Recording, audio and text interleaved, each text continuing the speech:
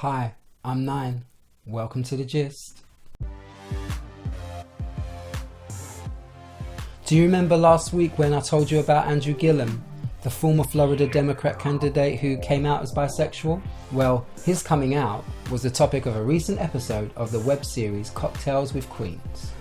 Speaking with co-hosts Claudia Jordan, Selena Johnson and Vivica A. Fox, actress LisaRaye McCoy made some pretty problematic remarks about bisexual men, suggesting that Gillum would have been better off if he'd stayed in the closet forever.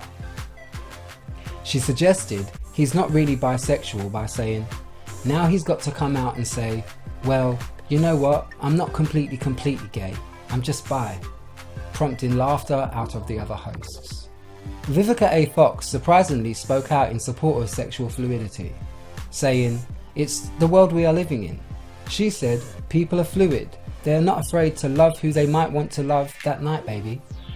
However, Fox then went on to demonise men who mislead women into thinking that they are over here and then you come to find out they are on both sides, to which McCoy responded by saying, they gotta be outed, they gotta be busted. Pretty disappointing if you ask me.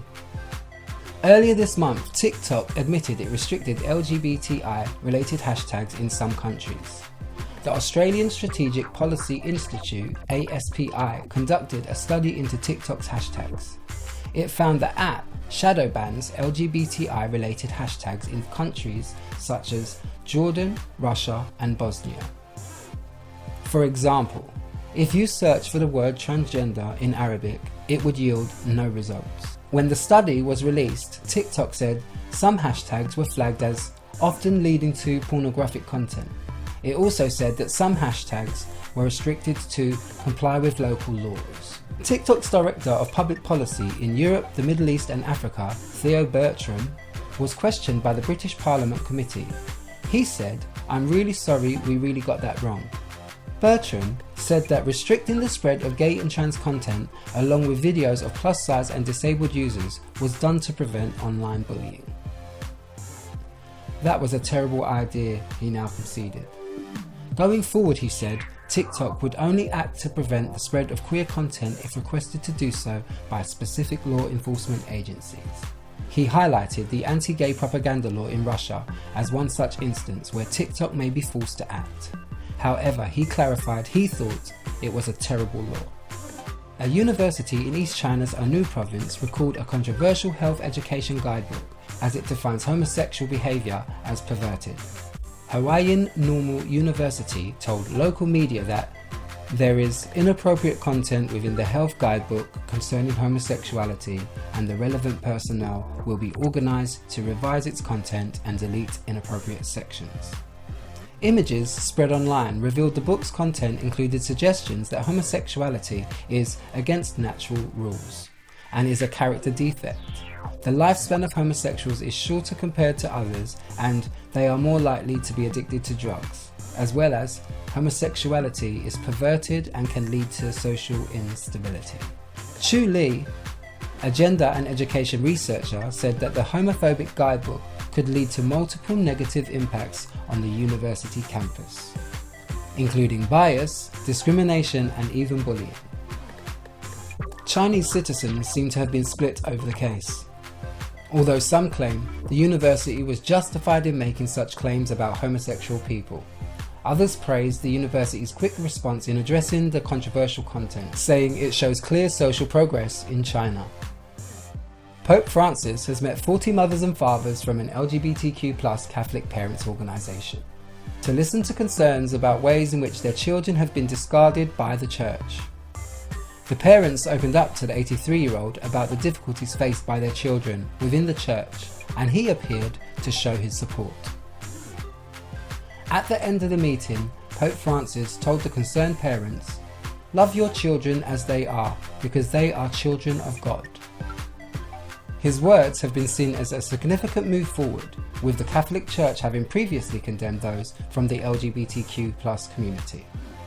The UK government has officially decided to not overhaul the 2004 Gender Recognition Act, the legal process by which people change their gender. Many trans people have complained about the process of obtaining a gender recognition certificate, They say the process is too lengthy, medicalised, bureaucratic and demeaning. In 2018, a public consultation was launched in England and Wales about reviewing the legislation, and around 108,000 people responded.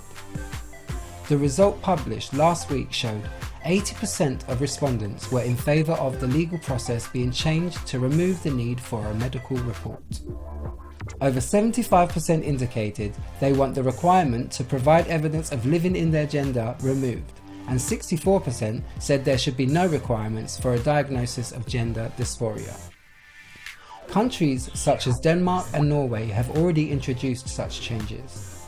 In response, however, the UK government says it does not feel a major overhaul is necessary. It will therefore not be making legal changes. And finally, last month saw the release of British short film Batty Boy. I've had the pleasure of watching it. Batty Boy was written and directed by Dior Clarke and Blaine Hoshing, and it's produced by Lauren Dunn. It's the coming-of-age story of a young guy named Dawes, his battle and consequent acceptance of his sexual identity as a black gay man against the backdrop of cultural and social implications and impositions in modern Britain. The film opens with Dawes on the queer raving scene, absorbing his environment. Then it's as if in that moment you are taken through a sequence of Dawes' memories. A younger Dawes, at home with family and friends, aware but justifiably conflicted about their sexual identity, because of the demonisation of homosexuality and anti-gay rhetoric that is reflected within his culture, the community, and extends out to his peers. In every memory we are witness to this.